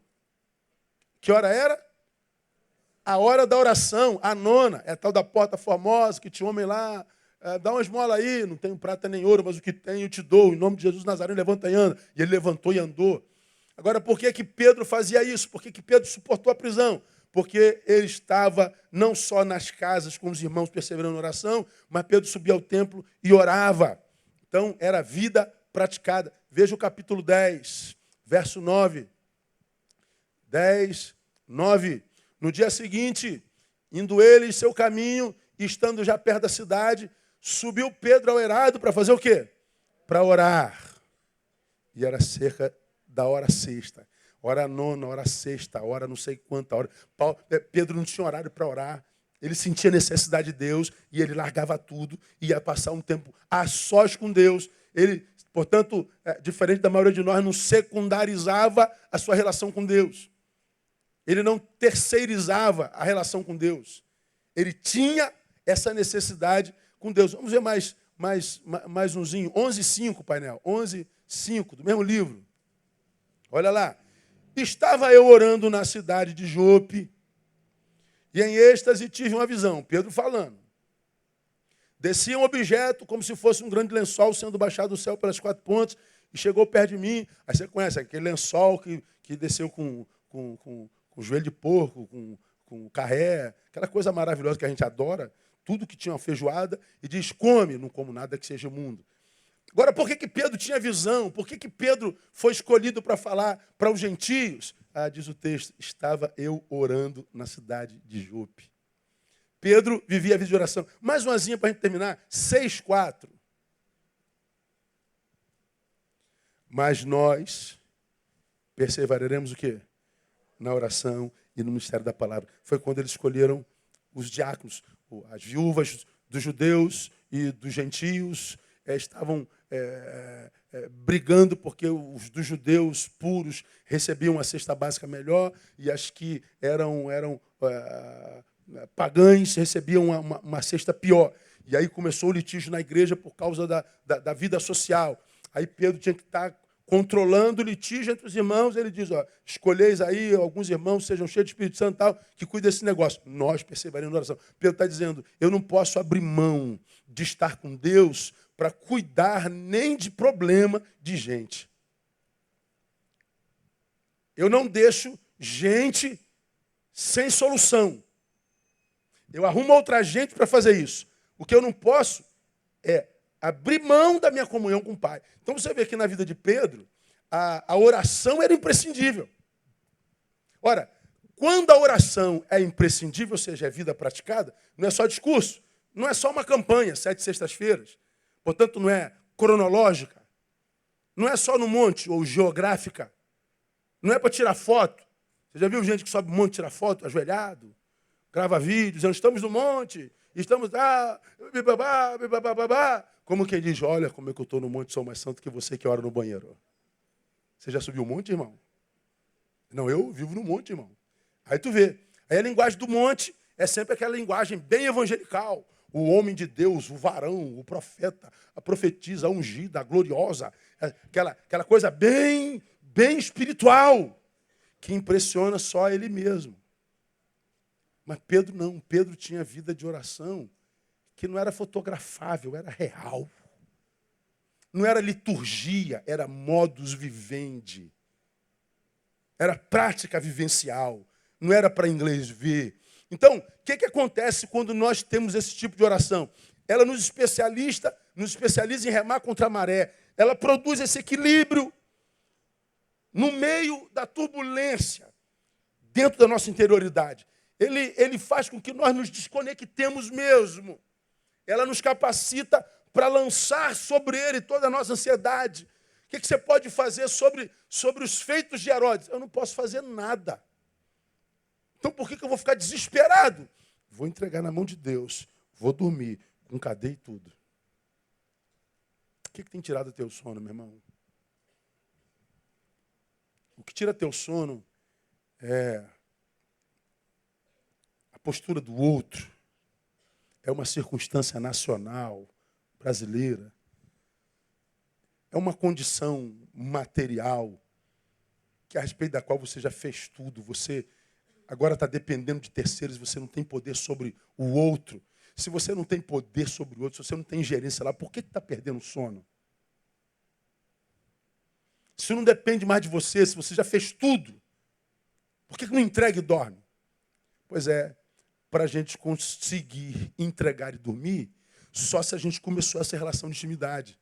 O teu trabalho é descansar em mim. Difícil é descansar. Porque a gente está tentando fazer de outra forma. Porque não aconteceu no nosso cronos. O cronos de Deus é diferente do nosso. Bom, Pedro está dizendo, eu não posso fazer nada. Então, por agora, o que me cabe é dormir. Então, eu vou dormir. Por agora, o que me cabe é discutir. Então, eu vou discutir. Então, ele vivia um momento de cada vez. O que faz isso, irmão, é intimidade com Deus. A maré estava braba, mas Pedro dormia. O texto fala, irmão, da bênção sobre o sono. Abra sua Bíblia em Salmo capítulo 3. Deixa eu mostrar uma coisa a você. Como é que a Bíblia é linda, cara. Salmo capítulo 3. 5.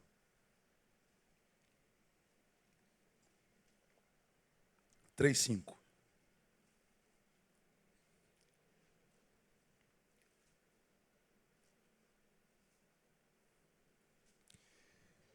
eu me deito e durmo, acordo. Porque você é bom, Neil? Porque você tem controle pleno, Neil? Porque você é estudado, Neil? Porque você é semideus? Não, não. Eu me deito, durmo, acordo. Por quê? Leia vocês. Porque o Senhor me sustenta. Quem está dizendo é Davi.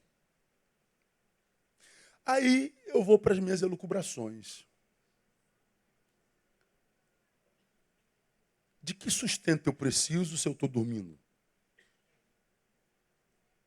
Eu preciso de sustento quando eu estou carregando um saco de cimento.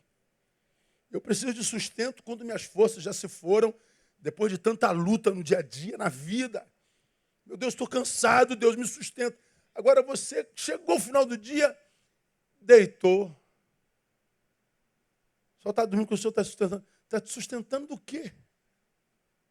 Que tipo de sustento a gente precisa no sono?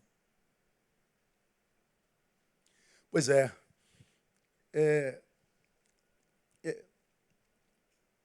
tem outra promessa. Provérbios capítulo 3.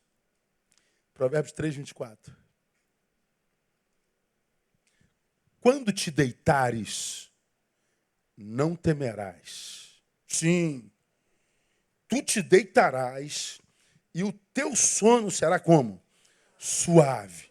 Tu te deitarás, não temerás, ou seja, você vai conseguir desligar do que viveu e do que vai viver, ou seja, vai ser absolutamente senhor do teu agora.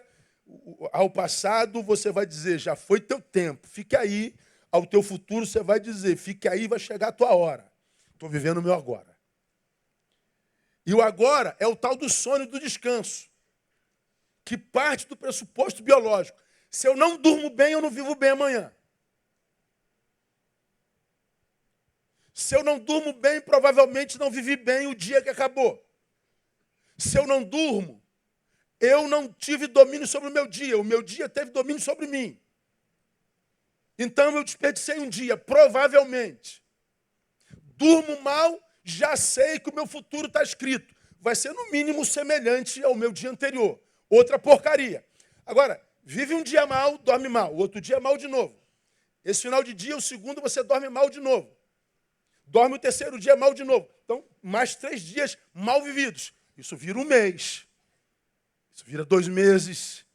Isso vira 6 meses. E você está vivendo mal por tanto tempo. E quem vive mal por tanto tempo acaba perdendo a capacidade de voltar a sonhar de que é possível voltar a viver bem de novo. Aí você vê essa geração de gente que se entregou. Como eu tenho dito, morreu antes da morte chegar. Cara, por que você se entregou? Não dá, pastor. Eu já tentei de tudo. Eu acho que eu nasci para sofrer mesmo. Eu nasci para... Por que você acha que você nasceu para sofrer? Porque está sofrendo há tanto tempo que não acredita mais que dá para viver uma vida sem sofrimento. Você está perdendo há tanto tempo que você passa a duvidar que tem gente que anda em vitória mesmo, que a vitória desse sujeito possa ser verdadeira.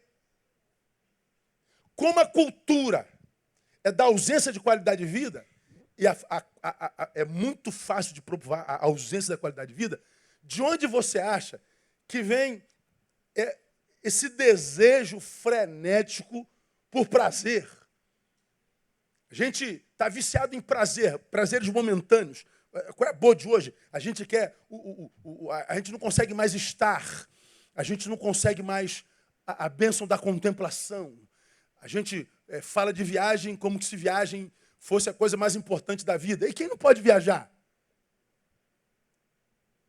Não tem como ser feliz porque não pode viajar para Nova York? Quem não pode viajar para Friburgo não pode ser feliz? Então o que traz a felicidade é o dinheiro. Não. A bênção de Deus, a paz de Deus, lembra disso, nós já pregamos sobre isso aqui, vale a pena lembrar. Tem um texto na Bíblia, Jesus dizendo assim, ó, deixo-vos a paz, a minha paz vos dou. Agora olha só, não vos la dou como o mundo a dá. Então ele está dizendo, há um tipo de paz que o mundo imprime sobre o homem. Só que a minha paz não é como a do mundo. São 2 tipos de paz. Como assim? Ah, a paz do mundo é aquela que você só consegue experimentar quando você está em movimento. Subiu no avião. Caraca, estou indo para, sei lá, Gramado. Estou indo para Foz do Iguaçu. Estou indo para, sei lá para onde. Eu estou saindo daqui, dessa desgraça. Então tu está em movimento. Ora, tu está em movimento, se esquece da realidade. Aí você tem paz. Voltou para a realidade, a paz acaba. Porque a paz do mundo não é paz do repouso. Você não tem paz quando você está. Você só tem paz quando você produz. Você só tem paz quando está em movimento. Ora, por que uma pessoa vicia em cocaína, em crack, em álcool? Meu filho, não entra nisso, isso é uma droga. Olha o nome disso, se fosse bom, o nome não era droga. Olha, o cara sabe que é droga. Só que quando ele deu aquela cheirada naquela carreirinha de cocaína, cara, ele foi lançado numa outra dimensão. Brother, vocês não têm noção, irmão. O bagulho é doido aqui em cima. Pois é, a droga provoca uma sensação muito melhor do que aquela que ele tem na vida quando está de cara limpa. Droga para o drogado é a vida dele. A droga me tira dessa droga de vida que eu vivo. O álcool me tira dessa droga de vida que eu vivo. A religião, o culto, me tira dessa droga de vida que eu vivo. Então, quando eu estou no culto, é uma bênção, pastor. Estou no culto, pastor, eu esqueço dos problemas, porque Deus fala no meu coração, a oração toca no meu peito, e eu fico feliz. E quando acaba o culto? Aí volta a droga de novo. Eu preciso de culto segunda-feira, preciso de culto terça-feira, preciso de quarta-feira, preciso de culto sexta-feira, preciso de culto às 8, 10, 12, 14, 16, 18 e 20. A religião tem tido o mesmo efeito que a droga tem em muita gente. Porque o que se quer é fugir do repouso. Pois bem, essa paz que só é paz no movimento é a paz do mundo. Jesus diz, a paz que eu dou não é essa do mundo. É aquela que eu tenho no movimento, mas eu não dependo dele para vivê-la. Eu tenho paz no repouso. Porque ninguém consegue fazer o tempo inteiro. Você tem que repousar, você tem que dormir. Pois é, por isso que a bênção do sono é bênção de Deus. Porque vai conseguir estar em paz. Você não vai se tornar-se viciado em culto, você não vai tornar-se viciado em trabalho, você não se vicia em viagem, você não se vicia em movimento, você não se vicia em coisas que te tiram da realidade. Você tem a tal da liberdade e a paz, que, portanto, se a liberdade excede todo entendimento. Como é que você pode estar em paz no meio desse furacão, irmão? Não sei te explicar não, cara. Essa paz é a paz de Deus, e essa paz não se explica, ela se vive. Acabou. Aí o psicanalista vai zombar de você, o psiquiatra vai dizer que você está ficando retardado, o psicólogo vai dizer que você recebeu lavagem cerebral, porque ele não pode explicar. A universidade não explica essa paz. Pois é, de posse dessa paz, eu durmo. Ou seja, eu durmo porque eu vivi bem o meu dia, a despeito de todos os problemas, e lembrando que todo dia carrega mal em si mesmo. Basta cada dia o seu mal. Então ele está dizendo, o mal do dia eu não posso me livrar dele. O que eu não vou fazer é trazer o mal de anteontem para hoje e nem o mal de amanhã para hoje. Eu vou viver um dia de cada vez. Então, se você vive um dia de cada vez, você não chega no final do dia mal. Não há mal no dia capaz de estragar a vida de ninguém. As pessoas que estão sucumbindo estão somatizando os males do passado e os prováveis do futuro. Culpa, trauma, que vem do passado, e ansiedade, que traz o futuro. Você já adotou nisso aqui. Agora, quando a gente tem vida de oração, ela nos capacita a transcendermos essa loucura que a gente está vendo direto. Ele nos permite dormir. Agora, olha só que coisa interessante, irmão. Além disso, por que a bênção para o sono? Salmo 91, painel.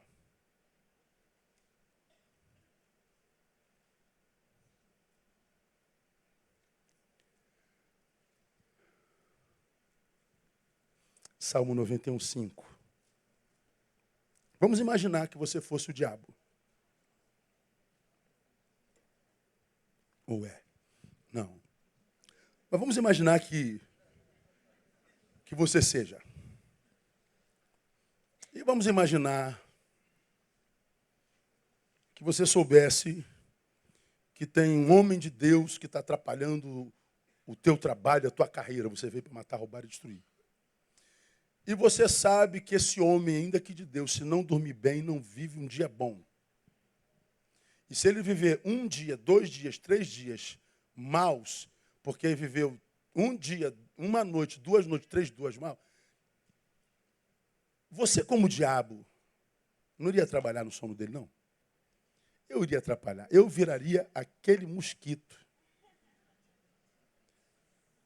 diabólico que aparece de madrugada, que sabe que você escuta com o ouvido. Como que o mosquito pode saber que você escuta com o ouvido? Fala a verdade, irmão. Porque toda vez que ele vai aonde? No ouvido. Tu já viu o mosquito fazer no joelho?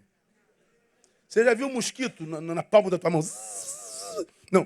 Toda vez que ele vai fazer barulho, ele vai no teu ouvido. Aí eu fico pensando, como é que esse desgraçado sabe que eu ouço pelo ouvido? É diabo. Não é possível que ele saiba que ele me atormenta aqui. Mas ele fica atormentando, e é de madrugada, você acende a luz, tu roda o quarto inteiro. Acha miserável? Não acho miserável. Tu deita, vem 5 minutos, o que ele faz? Ora, se eu sou diabo, eu incorporava um mosquito toda noite para atrapalhar teu sono. Tu não dorme nunca mais na tua vida. Porque eu sei que se eu atrapalhei teu sono, eu atrapalhei teu dia, atrapalhei o sono seguinte. E se eu somatizar dias maus com noites mal dormidas, eu roubo o teu sono. Eu destabilizo você. Eu tiro o teu humor. Te torno um ranzinza chato, mal-humorado.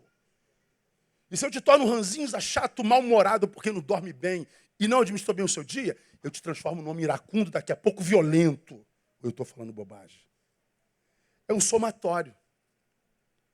Então, quando ele diz assim, ó, eu me deito e durmo, acordo porque o Senhor me sustém, por que você acha? Olha o versículo 5.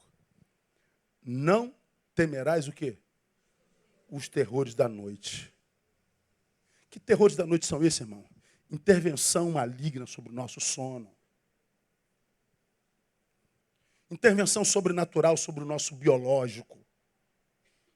Não há ação espiritual só quando eu estou possesso pelo diabo e quando eu estou acordado.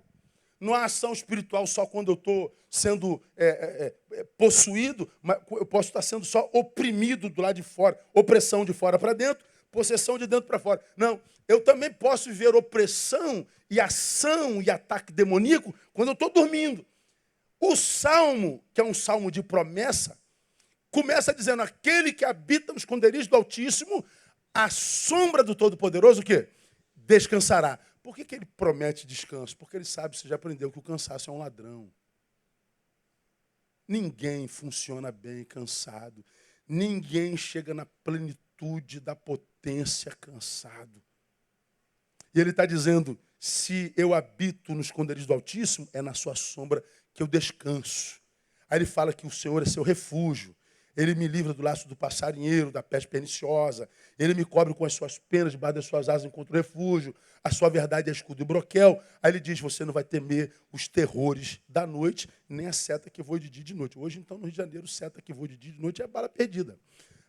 A dona Hélida perdeu o seu filho enquanto jogava bola. Foi acometido por um tiro. Então ele fala da ação maligna sobre o nosso biológico de dia, e ele fala sobre a ação maligna sobre o nosso biológico de noite, os terrores noturnos. Então, qualquer um de nós sabe que se eu não durmo bem, o meu outro dia não será bom, ele não será produtivo. Os terrores da noite. Agora, olha só, para a gente terminar, 10 minutos. Como que esses terrores podem agir entre nós? Aí nós vamos voltar para um assunto que nós já tocamos, Filipenses capítulo 4.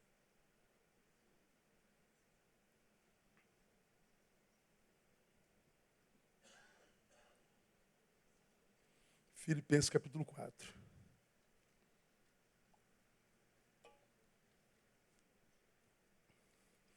De 6 a 8. Olha lá, já estamos hoje, ó. Leiam comigo. Não andeis ansiosos por coisa alguma. Antes, em tudo, sejam os vossos pedidos conhecidos diante de Deus pela oração e súplica, com ações de graça. Continua, 7. Para. Vou te situar. Não andeis ansiosos por coisa alguma, antes em tudo sejam vossos pedidos conhecidos diante de Deus pela oração e súplica. Com ações de graças, olha como é que começa o versículo 7. E a paz de Deus, ou seja, aí então, como consequência da oração e súplica, não só súplica nem só oração, como consequência disso, leia comigo, a paz de Deus, que excede todo entendimento, fará o quê? Guardará os vossos corações, emoção, e os vossos pensamentos, razão, em Cristo Jesus. O versículo 8. Quanto ao mais, irmãos, olha só, tudo que é verdadeiro, tudo que é honesto, tudo que é justo, tudo que é puro, tudo que é amável, tudo que é de boa fama, se há alguma virtude, se há algum louvor, conclua para mim. Nisso pensai. Agora, escute o que esses 3 versículos estão falando para nós, e você vai entender por que eu preciso dormir. Esses versículos estão dizendo algumas coisas. Primeiro, que a oração tem influência nas nossas emoções. Volta para o 7, painel. Para o 6. Não andeis ansiosos. Isso é uma ordem. Não é uma sugestão. Meu povo, se for possível, não andem ansiosos. Não, é ordem. Como eu já falei aqui, como vencer a ansiedade, a ansiedade, além de desconfigurar o nosso agora e o nosso hoje, é pecado. Andar ansioso é desobediência. Olha que doideira aí, cara. Por quê? Porque ela desconfigura a vida. Se eu, diz lá o texto, apresento meus pedidos através da súplica e oração, ele está dizendo que a paz de Deus vai me guardar. Então ele está dizendo, eu venço a ansiedade. Essa sensação maldita que tira de mim o poder de viver tudo que eu tenho na vida, que é o agora. A ansiedade te catapulta lá para frente, ou traz o futuro e o remédio aqui atrás. Desconfigura a nossa vida completamente. Então a oração tem influência sobre as emoções. Mas também diz que a oração tem influência sobre a razão. E a paz de Deus, que excede todo entendimento, guardará os vossos corações, sede das nossas emoções, e os nossos pensamentos, nossa razão. Ele está dizendo, Neil, quando você tem relação de intimidade com o Pai através da oração, que não é só petição, você tem intimidade com Ele, Ele vai trazer equilíbrio para as tuas emoções, Ele vai trazer equilíbrio para as tuas razões. Trazer equilíbrio para a razão, para mim, vai ampliar o teu poder de diagnóstico. Você vai olhar para a circunstância assim e falar assim, caraca, meu Deus, eu estou perdido. Não, peraí. O Senhor vai iluminar o teu entendimento e você vai ver o que ninguém vê, cara. Você vai ver todo mundo desesperado e você, não, peraí. Vamos pensar aqui mais um pouquinho. Aqui. Rapaz, é verdade. Da onde vem essa capacidade, irmão? É graça de Deus sobre a nossa razão. Essa capacidade de saber que é possível que agora eu não veja uma saída, mas tem que haver. Ele é um Deus que tem chave de todas as portas. Não me deixaria nenhuma vez, nem um dia, até a consumação dos séculos. Estaria comigo todos os dias. Então tem que ter uma saída. Ele é Deus. Daqui a pouco a tua mente é iluminada e você fala, caramba. E você sai daquela situação. Primeiro te livra da escravidão emocional daquilo. Segundo, amplia tua capacidade de raciocínio. Tua razão, mas esse texto diz ainda um pouquinho mais. Diz que ela tem poder, no versículo 8, na reorganização dos nossos pensamentos. Olha que lindo, cara. Quanto ao mais, irmãos? Equilibrou emoção e razão. Beleza aí? Beleza. Obrigado, Deus. Pois bem. Então, você é alguém que estava doente, paraplégico, capaz de andar. Então, você é alguém que Deus pôs de pé, te devolveu a vida. Mas como você está doente há muito tempo, tem que aprender a voltar a andar. Porque quem teve numa cadeira de roda por 10 anos, ficou em pé, não volta a andar da vez. Vai começar a andar devagarinho, vai precisar de uma muleta. Tem que reorganizar os pensamentos. Aí diz lá o texto. Tudo que é verdadeiro, honesto, justo, puro, amável, de boa fama. Se tem virtude, algum louvor, ele está dizendo, nisso pensai. Ele está dizendo, você escolhe o que pensa. Você escolhe o que domina teu pensamento. Você escolhe o pensamento que você toma como seu. Claro que na cabeça de todos nós passa tudo que é tipo de pensamento. Os mais obscuros, os mais malignos, os mais sexualmente adoecidos, os mais odiosos, passa tudo. Agora, fica o que você quer. Quem diz o que fica, sou eu, somos nós. Aí você entende o Freudão, né? Freud, você já aprendeu aqui, ele diz, o pensamento é o ensaio da ação. Dominou o pensamento a virar realidade. Então, quando você diz assim, olha, por que eu preciso de bênção para dormir, pastor? É porque ele me livra dos terrores noturnos. Os terrores noturnos que vêm como memórias descontroladas dentro de mim, exatamente na hora do meu descanso. Ou seja, entre um dia e outro, Deus pôs uma noite para que a gente não perdesse dia algum. Existe noite para que a gente aproveite o dia. Se eu não durmo, eu não aproveito o dia. Eu vivo o anti-evangelho. Porque ele disse, eu vim porque vocês tenham vida e vida com abundante. Se eu não tenho noite, o dia é invivível. Ninguém suporta cansado do jeito que a gente fica depois que perdeu uma noite de sono.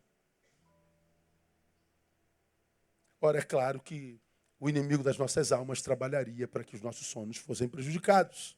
É óbvio. Aí entra esse texto que diz que quando a gente tem vida de intimidade com Deus, oração, não só súplica. Cara, não é pecado nenhum pedir tudo a Deus. Tudo quanto pedides ao Pai em meu nome, crendo recebereis. Claro, é para a glória dele. Então a oração é o meio pelo qual a gente pede coisas a Deus. Mas a gente não pode falar com Deus só para tirar uma coisa dele. É uma relação utilitária. Como eu já falei aqui, nós somos a noiva de Cristo, mas a noiva que quer dar o golpe do baú. Que noiva é essa? Só quer as coisas dele. Não vai ter experiência na oração nunca. Agora, se você, cara, para pensar, pense bem. Você já tem tudo, cara. Acho que o que você tem hoje é mais da metade da população mundial. Você pensar que a vida média de um morador do Congo do Sul é de 38 anos, 40 anos. O Brasil já chegou a 80 quase. E o nosso país é país de terceiro mundo. Tem a 8ª economia do mundo e é país de terceiro mundo. É uma incongruência. O nosso país é uma vergonha. Agora, lá no Congo eles vivem. No Sudão do Sul eles vivem. Lá dentro do mato, sem luz, nas tribos. Indiquei para a igreja domingo passado, se você quiser, assista. Humanos, uma viagem pela vida. Pega no Netflix. Humanos. Você vai ver depoimentos de seres humanos no planeta inteiro, nos lugares mais remotos e mais ricos, que fala sobre a realidade da vida que é impressionante. Você vai ver seres humanos que você não imagina que existam, e você vai ver qual é o conceito deles sobre felicidade. Você fala, meu Deus, eu sou bilhardário e não sabia. Quem vê aquilo não reclama mais da vida. Se você parar para pensar, cara, você é mais do que abençoado em Deus. Você vai sair daqui, ó, você está sendo confrontado com a palavra, mas é uma palavra que confronta, não é para te piorar, não, é para te melhorar, para te fazer pensar a própria vida. Um culto evangélico, para mim, é um culto no qual nós estamos sentados à mesa, papai está na cabeceira. Papai está dizendo assim, seu Lenilson, você está falando isso aqui, cuidado, não sei o que é. Olha, Damiana, você, cuidado, minha filha, eu estou te dizendo, não sei o que é papai. Ô, Kátia, você também, olha aí, é papai falando com a gente. A gente faz o que quiser com a palavra de papai. Agora, nunca a gente se arrepende de ouvir papai, sim ou não? Quem dera tantos de nós aqui tivessem ouvido pai e mãe lá atrás, não é? Quantos? Meu Deus, se eu ouvisse meu pai, se eu ouvisse minha mãe, eu não estava onde eu estou. A gente nunca perde por ouvir papai. Então, quando o papai senta à mesa e vai apontando pela sua palavra o que ele deseja para nós e a gente coloca a nossa vida diante da palavra dele. Nós somos absolvidos por essa palavra ou somos condenados por essa palavra.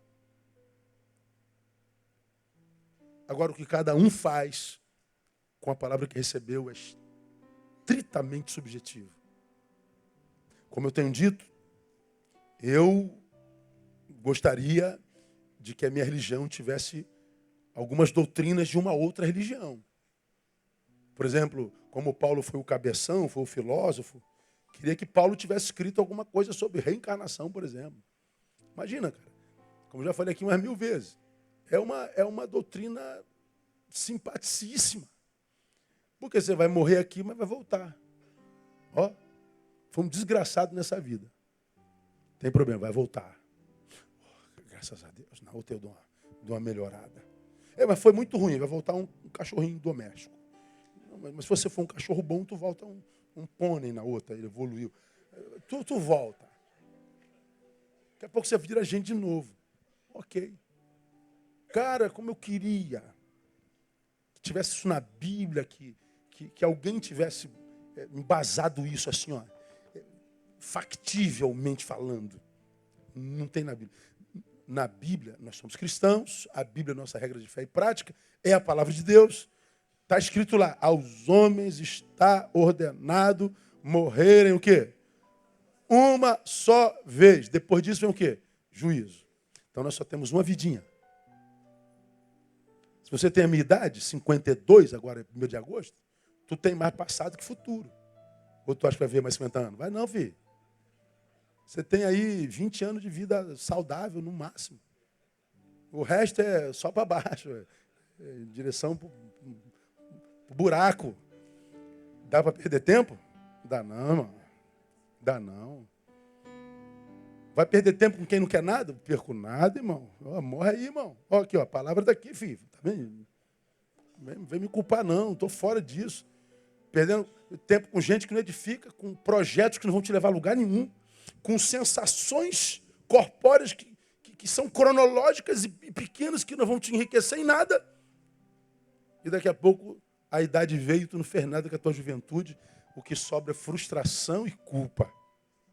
Dá não, irmão. Se você ouve a palavra, pratique. A oração é imprescindível na vida de um servo do Senhor. Por quê? Porque ela me faz remar contra a maré. Eu acho que na história dos homens, nós nunca estivemos numa maré tão braba, cara. Tá ruim demais. Você tem tudo no lugar, daqui a pouco vem aquela angústia em você que tu não sabe de onde veio. Meu irmão, de onde que vem essa desgraça toda? Você já aprendeu. É a humanidade, 7 bilhões de seres humanos produzindo. Nossa produção humana, nossos assassinatos, nossas corrupções, nossos julgamentos, nossas ausências de misericórdia, malignidade, nossa pedofilia, nossa indiferença, nossa promiscuidade, nossa podridão sobe como produção humana e a potestade do ar se alimenta de tudo isso e faz chover chuva ácida sobre nós mesmos. Desce como nuvem que você mal respira. Tem dia que você está... Meu Deus, cadê o oxigênio? Está aí, filho, é a é a densidade espiritual que está sobre os seres humanos, que a gente não consegue discernir A de B, preto de branco. é uma irracionalidade. Meu Deus do céu, é um tempo louco. E a gente pede a Deus para não enlouquecer, não é verdade? Pois é, o refúgio disso tudo é oração. Faz do teu quarto um altar. Restaura o altar do teu quarto. Que teu quarto não seja só um dormitório, mas seja um lugar onde você se encontra com Deus. Separa uns minutinhos no dia. Que teu altar seja a cozinha do teu trabalho, que teu altar seja dentro do teu carro por alguns minutos, que teu altar seja o teu próprio quarto, que teu altar seja teu escritório, que teu altar seja onde você quiser, mas que você, nesse dia doido, separe um tempinho para Deus, para você sair desse corpo um pouquinho e dar uma respirada, porque viver nisso aqui o tempo inteiro está insuportável. Então tu larga isso aqui um pouquinho, dá uma viajada na transcendência, na tua espiritualidade. Oxigênio, depois volta para o fundo do mar. Senão vai ficar insuportável. Agora, na oração, a gente rema contra a maré, porque ele faz a gente transcender circunstâncias. Amém, amados? Que ele nos abençoe com fome e com sede de intimidade com ele. Vamos aplaudi-lo, vamos ficar em pé, vamos embora. Semana que vem a gente volta para mais algumas realidades práticas. Quarta-feira não perca. A oração produz anticorpos contra a dor.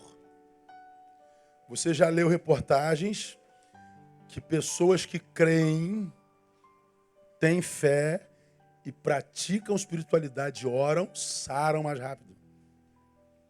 Adoecem menos.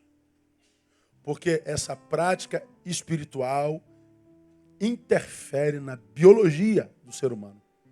Então é um negócio fenomenal. Faz com que a manifestação de Deus em nossa vida seja concreta. A gente não vai viver de testemunho mentiroso nem aumentado. É prático. Nem precisa ser público. A oração é um negócio sinistro. É inexplicável, mas os resultados também são incontestáveis. Vamos orar. Pai, muito obrigado por essa noite. Viemos cansados, sim, Deus. Mas dizemos, valeu a pena. Como é bom ouvir a Tua palavra, Deus, quando ela é pregada com luz e clareza. Como ela nos confronta, como ela nos desafia a sermos melhores. E, ó Deus, uma vez que a maré está braba, uma vez que a corrente está forte, nos capacite em oração para remarmos contra ela. Ajuda-nos a viver essa transcendência. Ajuda-nos, ó Deus, a viver essa desconexão entre o que está fora e o que está dentro. Que se do lado de fora nós não temos poder, que o que está do lado de fora não tenha poder sobre o que está do lado de dentro. Dá-nos essa paz, ó Deus, que excede todo entendimento. Essa paz, ó Deus, que influencia na nossa emoção, na nossa razão e que nos ajuda a dominar os nossos próprios pensamentos, vencendo a ansiedade. Abençoa esse teu servo, tua serva que veio aqui com tanta humildade de coração, com tanta disposição em ouvir a tua palavra, que ele receba essa vitória do Senhor. Te daremos glória. Despeça-nos em paz, que todos os que da tua casa saem, cheguem nas suas próprias casas, sãos e salvos, e que recebam do Senhor no restante de semana abençoado, porque nós oramos e abençoamos o teu povo no nome de Jesus, nosso Senhor. Amém e aleluia. Melhor aplauso. Deus abençoe. Até sábado na resenha jovem. Dá um abraço no teu irmão antes de sair. Até lá.